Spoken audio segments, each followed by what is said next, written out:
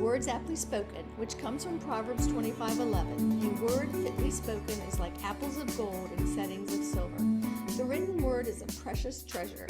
We want to preserve written knowledge for God's glory and as an anchor to the history of the church and its classical conversations. We hope to encourage the reading of words and of the word.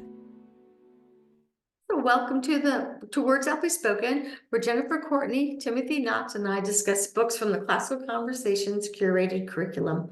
This is a series for lovers of the Word made flesh.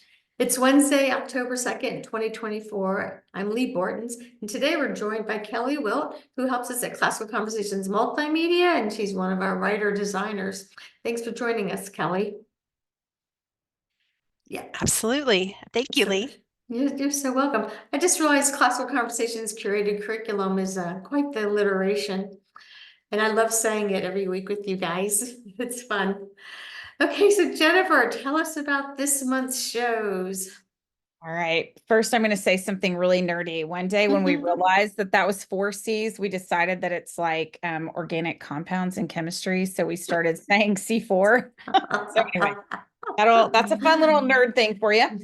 So we are looking at we have a new category of resources in the Classical Conversations catalog. We've always had resources that we featured for parents that have various questions or children of various ages or curiosity about a particular subject, but we've renamed them because over the years, we've really been thinking about this idea that we are cultivating Christian leaders. And I got to spend some time with some of our book reps last week and really thinking about how we cultivate ourselves as learners, as the parents in the home, and how we do that by reading a devotional book every year, a classical education book every year, and maybe a book that helps us dive deeply into a subject. So those are the kinds of resources that we're going to be looking at actually from now until the end of 2024. So today, we're going to talk about one of my favorites, Honey for a Child's Heart by Gladys Hunt. And then we'll be recording episodes on The Hurried Child, which is a classic, Total Truth, When People Are Big and God is Small, and then Anthony Eslin's 10 Ways to Destroy the Imagination of a Child. Those are all amazing topics and titles and authors. So you can access all of these of our past episodes on my YouTube channel, which is at Lee Bortons, or you can go to my website, leebortons.com, and click on there. It'll take you to the past episodes, as well as to a calendar of the archive of what we have and an upcoming calendar of topics. So Jennifer just mentioned some of those. And of course, through that, you can support our sponsor, classicalconversationsbooks.com, where any of these books we discuss can be purchased. And of course, they are part of what our community of classical Christian readers are all sharing together. And it's just really fun to help pick out the books for, over 50,000 families in the United States are reading these books right now. And I know Jennifer has made it so that they are continued to reading across the world too, and another 10,000 to 20,000 students. So we have really developed a amazing body of knowledge and happy stories for our families so that wherever we go, we can look at someone and say, "Did you read?" And they can say, "Yes, I did." So it's quite fun doing this. So join us at leebortons.com. Okay, Jennifer, ready? Yeah, I'm ready to go. So the book we're talking about today, although not an ancient classic, has been around for a while. And sometimes we find that books that are, parenting advice get kind of dated. So why has this one survived, and why do you still recommend it to parents, Lee? Yeah, I'm just really glad we're introducing this book to our listeners. So Honey for a Child's Heart is one of those books I read back in 1985 that just delighted me, and for two reasons. One, because a few of them were familiar. They were just the books everybody who was literate read with young people. A lot of coming age stories, a lot of adventures, a lot of classics from the past, as well as books that I had never heard of before. And so it gave me new directions and new vistas, and I just really appreciated that. So when we're talking about what books to include for the cultivating Christian leaders, for all of us on the team who are about our age, that rose right up to the top because every generation needs trained again. And so my mother read these books, and now I've read these books, and I'm really looking forward to my daughter-in-law's reading those books. But they can't know everything I know, so it's very wonderful to have Gladys Hunt's book available for folks to look up. Just lots of titles that will do what words aptly spoken are. It is honey. These books are honey for a child's heart, but almost more importantly for a parent's heart. And that's why they're in our resources. Yeah, I love that. And I actually have 2 copies of this book. So I have one that is much dog-eared and marked up that I used as my reference list for when I wanted good read alouds for my family. And then when the new cover came out and I found out it had some new introductory materials, I decided I better buy another one.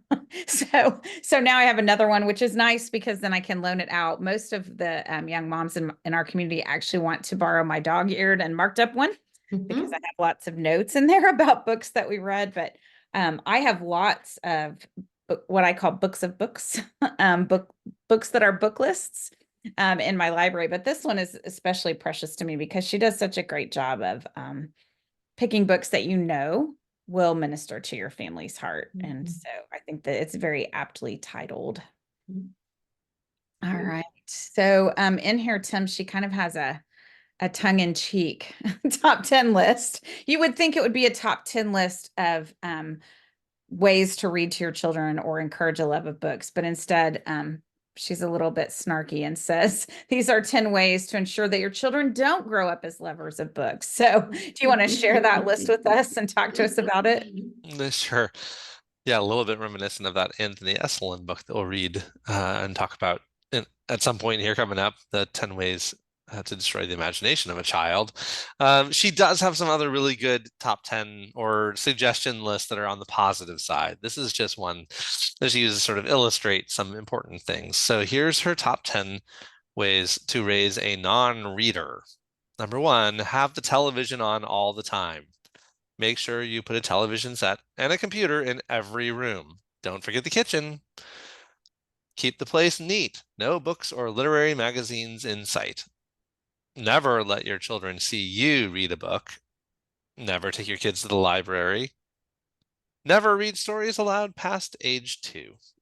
Never talk about ideas while eating meals. Keep the lights down low. Buy only 40-watt light bulbs. That's probably one of my favorites. Schedule your children for every activity you can think of so they won't be bored.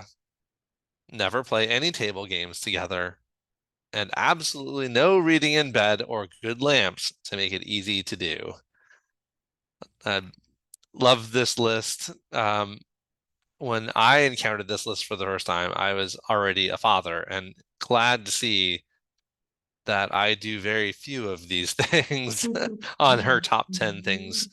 And I think it's really good because I think there's a couple things going on is not to steal opportunities, right? That when you do a lot of these things, you're taking away opportunities for your children to encounter good books. TV is easier than books are. And so, we're all at our root to some degree or another lazy. And so if we can take the lazy way out and be entertained by a TV screen, we will, instead of reading a book, even if we're well-intentioned. If you never give them books or never expose them to a lot of books or don't establish a pattern of book reading, then they don't have that expectation. I remember my own children in the backseat of a car with some other children at one point, and they said, "What are you reading?" And the other child said, "Oh, I don't read." And my kids didn't know what to say next. They're like, "Wait, that's a thing?" I didn't know there was anybody who didn't read. What do I say now? It was just awkward silence. So I think that culture, right, that family culture of reading, and talking about things, right, playing games together and talking about ideas over meals. Don't lose those opportunities. Don't steal them from your kids. At the house I have, the guy who built it, the previous owner, there's actually electrical outlets over the showers so you can put in TVs. Oh, yeah. Yeah. Oh, I was thinking that when our kids were little, and then I'll let you, Kelly, reflect on your relationship with this book, but we always had baskets of books on the fireplace and scattered everywhere throughout the house. And I always made sure, there's simple things you can do. We always made sure that books for young readers were on the bottom shelves so that if they weren't in a shelf instead of a basket, that you always knew you could grab them. And I didn't worry too much about how they were organized because kids need to pull them out and look at them. So just little things that you do. So how about you, Kelly? What's your relationship with this book? I love this book because there's so much doable wisdom contained in the pages. And, I'm sitting here reflecting on the time when my children were small, and our family loves to thrift. We love to go to thrift stores and just look for treasures. And my kids will actually not call it thrifting, they'll call it treasure hunting. Are we going treasure hunting? And it blesses my heart that the very first place they go is to the books. They want to see what's there. And I believe right now, all three of them have running lists of books that they want to have their own copies of. And so, I'll walk around and I'll peek around the corner, and there they are, sitting on the floor and looking through the shelves for particular copies. And it is a blessing to me now that we are coming closer to the end of our homeschooling journey to see that that is a family culture that we've established through the reading of good books. And one of my children, when we talk about books, she calls them her friends, and she'll say, "Oh, that's my friend." And I mean, even books like Corduroy and The Very Hungry Caterpillar, which they were exposed to while they were very young, she will say, "Oh, that's my friend Corduroy," or "That's my friend," and that is a blessing because that says something about her relationship to the written word, that it is seen to her as a friend, and she likes to introduce her real life friends to her fictional friends.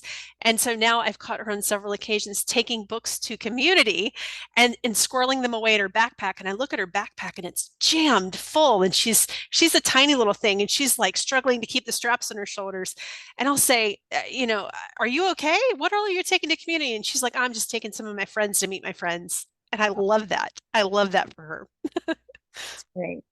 I love that too. My little one has several times taken Corduroy to baby showers. That's usually the thing she picks as her baby gift to new families at church. So, all right. So I'm going to keep going with you for a minute, Kelly, and then everyone else can weigh on this question too. But as you know, I'm a lover of fairy tales, and you are a lover of fairy tales. Yes. So Gladys Hunt has some things to say about Mm. bravery that is Mhm. taught so much in fairy tales and the other Mhm. classic literature that's on her book list. So Yes. you find those comments to be true for you and your family? I listening to you ask that question, I'm reflecting on my childhood and how our teachers would read and our parents would read books aloud to us. And then we would completely indwell ourselves in the land of that book. And I can distinctly remember sliding down the playground through the wardrobe or sliding down the playground, sliding down the slide into the world of Narnia, or camping under what looked like a tent-like structure on the playground and pretending that we were on an adventure together, and skipping around the playground and pretending to be horses and those types of things. I think it's very natural for children to indwell in the literature that they're exposed to. And when I think about fairy tales and the bravery aspect of fairy tales, I think about what is the purpose of bravery in a fairy tale? Why would we want our children to be exposed to that idea? And so, several things came to mind. I think that fairy tales promote hope because within them, usually a character will be exposed to a dark situation, and somehow things will be overcome and they will be made right. And, it teaches our children even independence because you see the characters' actions and how their actions unfold to produce the end result. But, truly, I think one of the blessings of exposing our children to bravery in fairy tales is that it opens the door for conversations with them. and it opens the door for conversations with connections from fairy tales to situations in real life or biblical situations.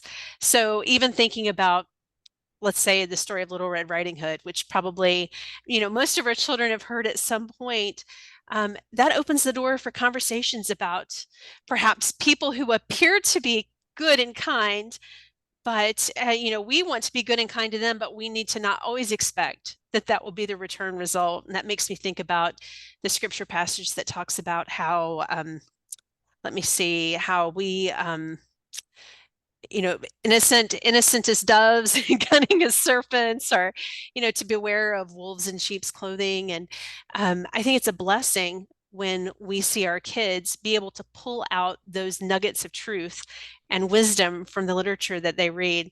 And honestly, Jennifer, it makes me also think about the quote that's often misquoted, and I wrote it down so that I would not misquote it. But G.K. Chesterton had a book of essays published in the early 1900s called, I love this because I'm an alliteration fan, Tremendous Trifles.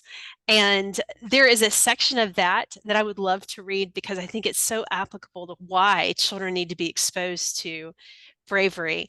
The timidity of the child is entirely reasonable. They are alarmed at this world because this world is a very alarming place.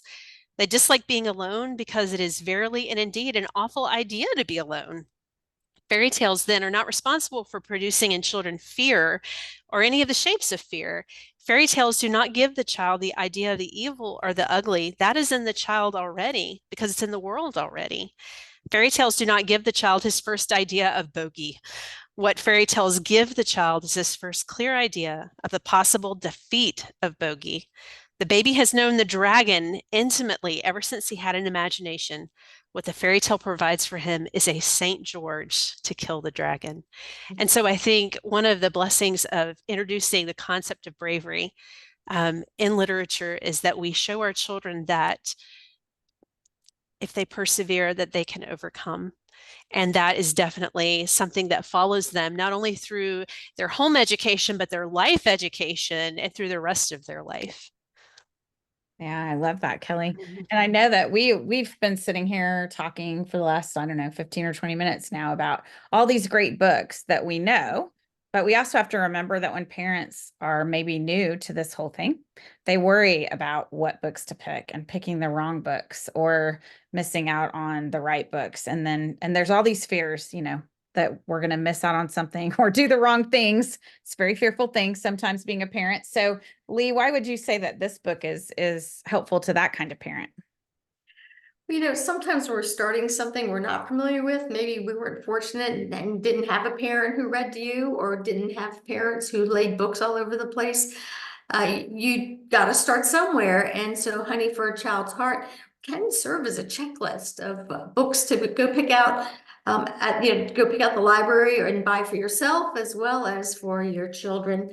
And one thing that you said right books versus like wrong books to read. There's really no such thing as long, we could talk about broken books, but in general, just there's so many good books out there that there's not, how about this? There's not one right list. So this is just a list. And couple things I've noticed that I didn't really pay attention to when my children were growing is whenever I read to Lily, Trey, and Jonah, they want me to read a book at Jonah's level because they delight in so much in how he delights. And so a gift to reading as a family is that you more naturally are, well, let's put it this way. Reading can be selfish. A lot of ways I'm a selfish reader. Leave me alone. I just want to read this book. I love it so much. But it also can make it so that you're a community reader. And, that aspect of being in a family is also really just precious. And then another thing I want to remind people is it's ageless too. I was just with a good friend who's in her 70s. And every year when the new CC catalog comes out, and this is a caveat, she's never had any children of her own. She couldn't. She's in her 70s. She gets our CC catalog and she goes through it. And any book that's new, she buys a copy of. And then if it's any good, she orders a case of so that she can give them to her friends. And she does that every year for us, even though she herself had never had children to read to. So it's something like Honey for a Child's Heart. Boy, when she gets a hold of that this coming year, I don't know, we might not see her for a while. She's gonna have so many books to read. My kids love to check out other people's libraries. When either they're public libraries, they like to go to other people's. That's not our public library, it's their public library. They want to see what they have. But even better to see their friends' libraries in their homes, because they'll walk in and look around. And sometimes, if they're newish acquaintances, they'll come to me and say, these are our kind of people, because they recognize a lot of the books on the shelves. They're like, oh, I know what kind of people these are because I know their books. It's like like Kelly, you're talking about the friends, right? It's like a friend of a friend, right? Oh, if you're friends with that guy, well, we can be friends.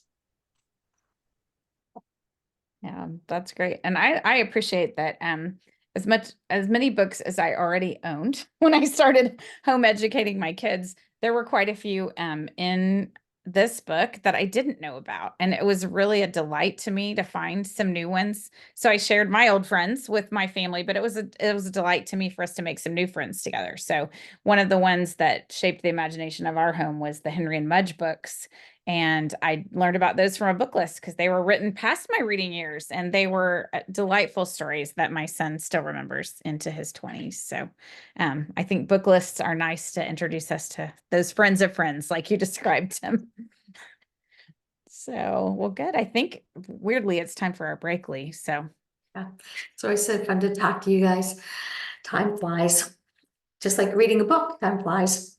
Okay, so thanks to classicalconversationsbooks.com, where all the books discussed for Words Aptly Spoken can be purchased. We have the entire 2024 and 2025.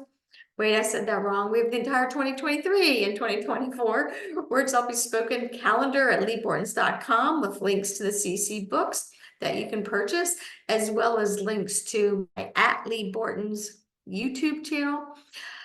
So where the podcasts or previous conversations are all recorded. And I wish they had never came up with at Lee Borton's, because I always think of Borton's at, my Gmail or whatever it is. But that's a YouTube site, at before your name. So next week, we're going to be actually postponing recording for a little bit. So we will be talking about 10 Ways to Destroy the Imagination of Your Child by Anthony Eslin in the upcoming weeks. But we're also going to be reading, I want to just go back to that list because we switched things around. Oh, The Hurried Child. I haven't read that for a very long time, so I'm looking forward to rereading it in 2 weeks to record again. So thanks, guys, for helping us to do this. And I'm ready to talk about, are you ready to talk about the actual honey? I know we're going to get into the book itself and read. I mean, this is kind of an interesting one because it is a list of books, but also there are lots of other nuggets in it. And Tim has been so helpful to pull those out for us today. So I know that the first one, Tim, is about reading aloud, which is a thing that you love. So we're going to let you read that excerpt and then we'll all talk about it. Yeah, read aloud is such an important part of life for our family, and was for me growing up too. Definitely fostered some of my love of books. So this is what Gladys Hunt says about it. Every parent who reads with children and every teacher who shares books knows the wistful sigh that accompanies the request for one more chapter.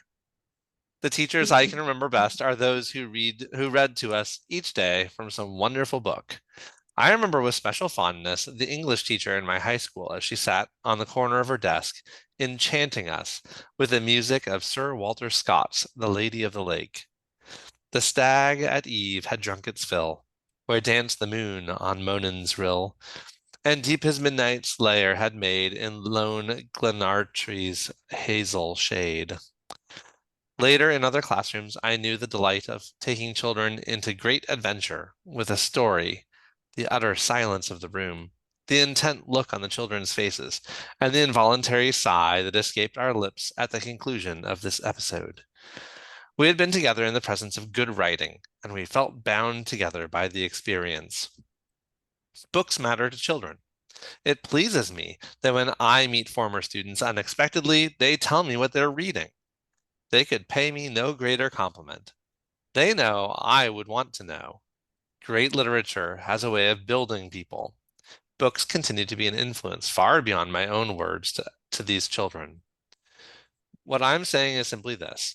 As parents, we are concerned about building whole people, people who are alive emotionally, spiritually, intellectually. The instruction to train up a child in the way he should go has enormous dimensions, Proverbs 22:6. It is to teach a child to think, to influence character, to give high ideals, and to encourage integrity. It is to provide largeness of thought, creative thinking, imaginative wondering. How large are your goals for your children? Why have a small world when you can walk with God into the larger place that is his domain?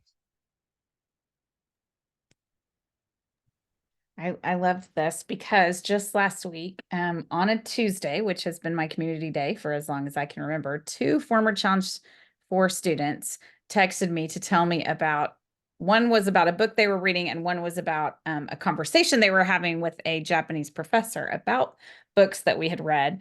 And one who said, "Oh, have you read this translation of the Iliad? I just read it in my college Western Civ class, and it was really good. I think it's clearer than the one we read last year." And then she went on to say, "Oh, or maybe it's because I'm reading it a second time." I will treasure that text. Um, Precious memories of reading that out loud in community with them. So, But Tim, when you were reading that, it made me think about what you opened up with, the 10 things that ruin and to add to this part, they ruin the utter silence.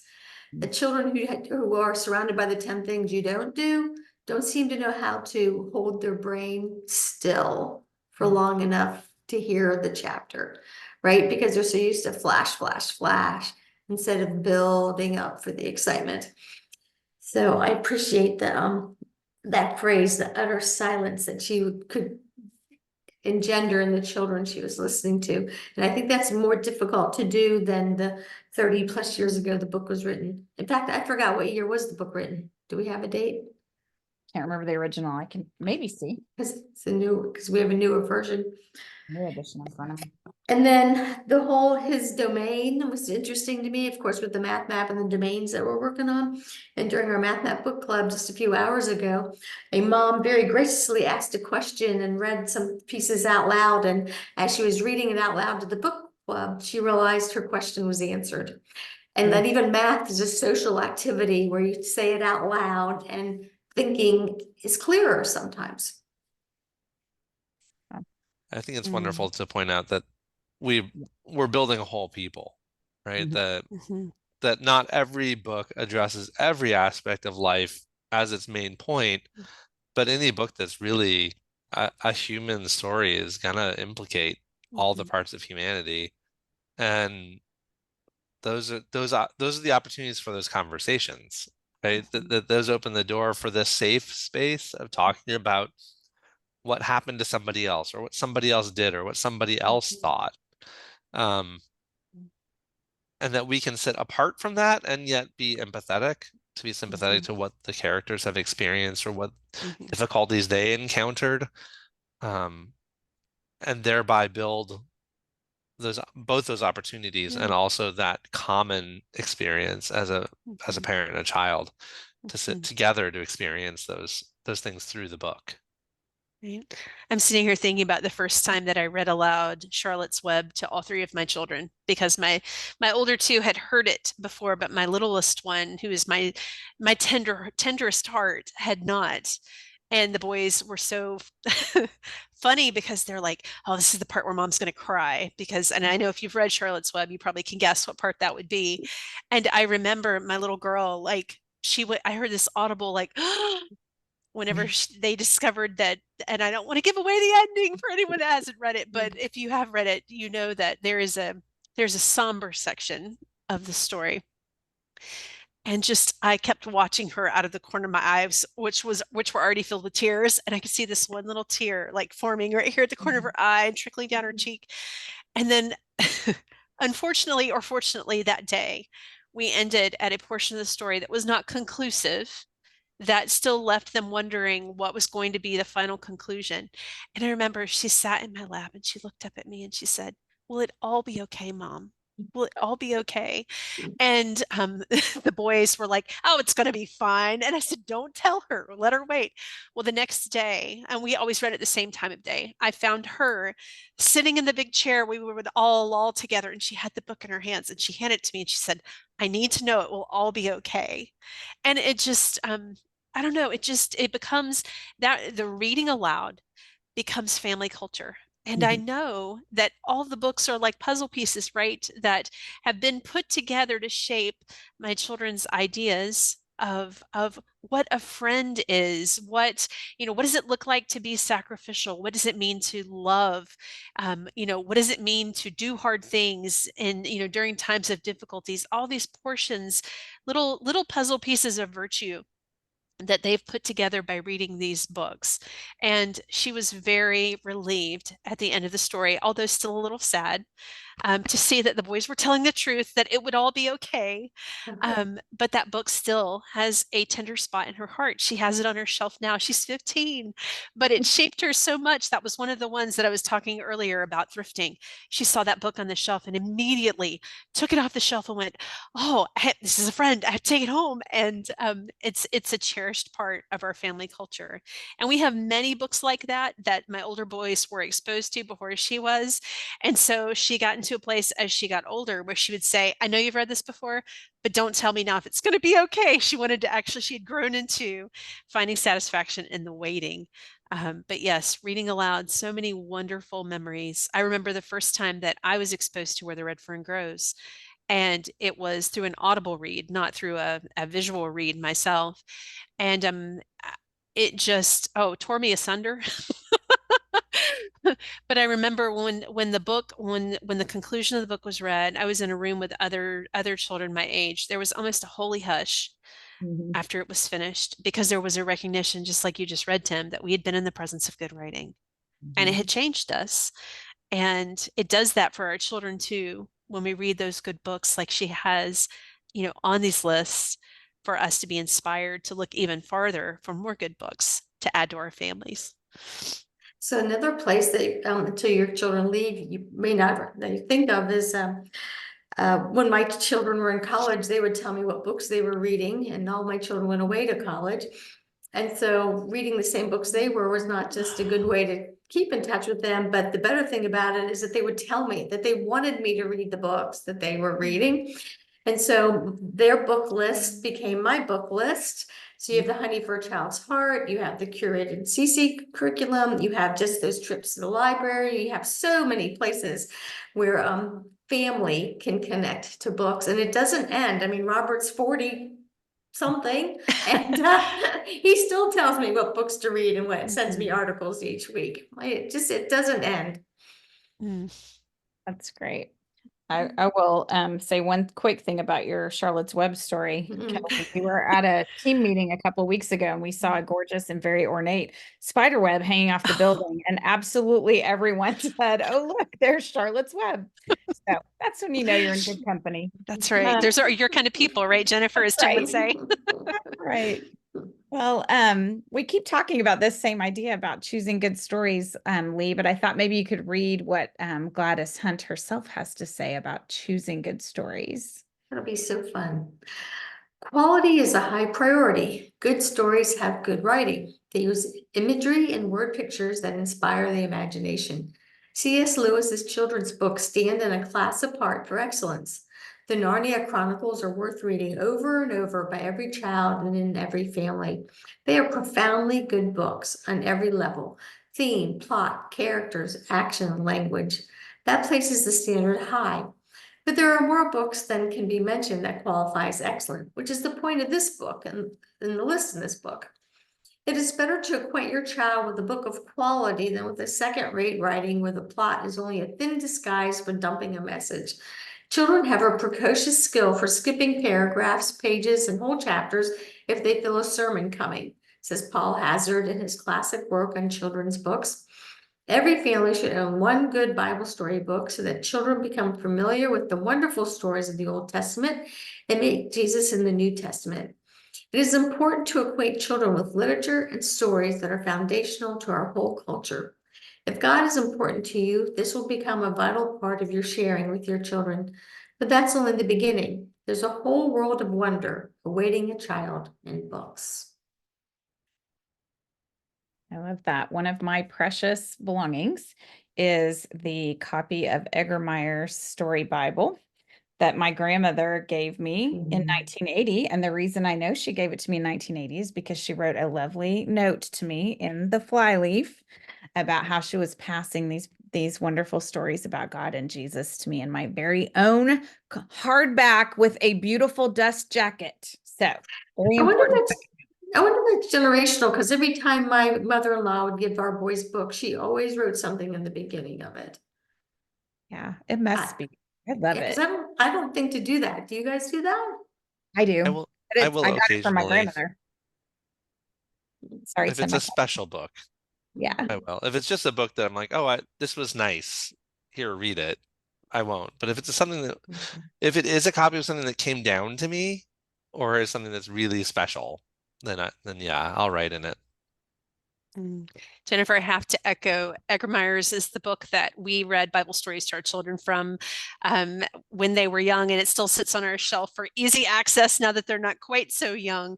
But just the illustrations are lovely, and they invoke the imagination as good conversation starters as you're reading. So 2 thumbs up for Eggermeyer's. I think it's fantastic too. So yeah. I was thinking too, as you were talking, Kelly, about Charlotte's Web, that there are good books that make you cry. There are good books that help you to be brave. But there are also just books that make you laugh, which is part of having a fat soul and a whole person too. And so one of my memories is reading my copies of the Little House books to my kids. And when we got to Little Town on the Prairie, where Almanzo and Laura begin courting, um, everyone was in the landing upstairs, lying on their stomachs, building Legos. My kids were 8, 6, and 3. And Susanna was possibly listening. I don't know. She was the youngest, but Ben and Abby were super into this, 5th or 6th book in the series. And at one point, when Laura and Almanzo basically go out on what we would call a date, he looked up and he goes, "What is going on?" And Abby, who's younger, turned to him and said, "They're in love, duh." That's just one of our favorite family memories because it was so typical of their personality. He was not into that, did not want to know about it. He did not get what was going on. Younger sister had to explain it to him. So, One of our favorites was when I would read Tom Sawyer aloud before any of my kids was in challenge yet.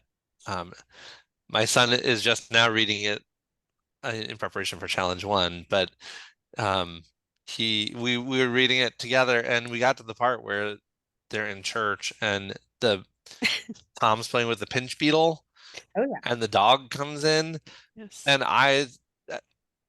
Twain, just a dry, wry sense of humor. And he says, along came a poodle, and I just lost it because I knew what was going to happen. And I couldn't even keep reading. So I handed it to my wife, and she picked it up and she read that line, and then she started laughing and couldn't keep reading. And the kids are rolling their eyes at us. But now that's become, just that one line has sort of become like, it's a keyword in our family. Like when someone's just losing it, it's like, oh, along came a poodle, and we all laugh. And there's something about it that binds you together. Great. Well, we are almost out of time, but we don't want to neglect. One of the fun things we often like to do here on Words Aptly Spoken is end by talking about what does the title mean. And so we've talked about what makes a good story and choosing good stories if you're not super experienced about it. And we love this idea of good language. But I'm going to let you read this next passage, Kelly, which I think will unlock what the honey is for the child's heart. Okay. Let's see. One way to approach this conversation about differing worldviews is to ask what is admirable about a character, and then follow up by thinking together about places where the character drew wrong conclusions or made poor decisions. Children will eventually encounter words and attitudes that are negative or destructive. When that happens, how much better it is if we have prepared them in advance. Read books that offer differing perspectives. In the mountains of books published each year, it will take some effort, but be sure to introduce books that provide a different perspective and experience than that of your family. For example, Fry Bread, a Native American family story, will amaze you with its depiction of this staple meal for Indigenous peoples across North America. You might even be tempted to make the recipe and try it. Don't skip the latter part of the book that connects the celebration of this bread to the history of Indigenous peoples. In The Undefeated, Kwame Alexander has written an ode to the struggles and triumphs of African Americans, coupled with bold and triumphant illustrations by Kadir Nelson. It is a celebration of perseverance that should enlighten understanding and motivate all readers. The graphic nonfiction book, When Stars Are Scattered, tells Omar Mohammed's story of loss, struggle, and hope growing up in a refugee camp in Africa. It is filled with topics to discuss with your children. In Lizzie Bright and the Buckminster Boy, Gary D. Schmidt writes about a friendship between a white boy and a black girl, a fictional story set in the context of real events in the early 20th century. Through their relationship, the reader is drawn into an understanding of the joy and heartbreak of the Black community on a nearby island, a community that represents many others throughout our history. Oh, that's lovely. One of the books that I read aloud to Ben that he absolutely adored was The Boy Who Harnessed the Wind, which is actually nonfiction. And it's about a boy in Malawi who wires his village for electricity and makes light switches out of old flip-flops from the dump after he finds an American discarded physics textbook. And it's a precious story. He had lost his ability to go to school because his dad's finances had been wiped out by a drought that year. And this is what he did with his time. So he did not watch television, Tim. No, I think this is good to get back to that idea of being human, right? That our neighbors who don't look like us are human just like we are. People who live in different times than we do are human just like we are. We all encounter trials and difficulties in life, some more than others, but knowing that that we can be alike in so many different ways, even when we're different in some ways, I think prepares us. I mean, we talk about those fairy tales, we learn lessons about being brave or being wise in those. And children have no trouble associating themselves with the characters in fairy tales. But as they get older, some of these real world examples are valuable for helping us to be inspired that way too. Yeah. Thinking about the title of this book, Honey for a Child's Heart, it made me think about all the times in scripture that attributes of honey are revealed. And I searched online, just looking through different references, and Proverbs 24:13 stood out to me. Eat honey, my son, for it is good. Honey from the comb is sweet to your taste. And it made me think about what are all the properties of honey? You know, obviously honey is delicious, drizzled over yogurt with granola and fruit, or, you know, to use in recipes. But honey is also anti-inflammatory. It is healing. And there was a recent study that was done that actually proves that it supports your brain and your memory. And it just makes me think about all the things that we've discussed about how reading aloud becomes a part of your family's culture and how that is healing. That is anti-inflammatory. That promotes memory because it becomes a part of our children and who they are. And I just found it just really encouraging to see this is a well-chosen title to a well-written book, because all the attributes of honey are also true for good literature. Except don't eat it. That would not be a good thing. Don't eat Don't eat the book. That's right. Don't eat the book. The dog ate my paper. That's right. So with that chuckle,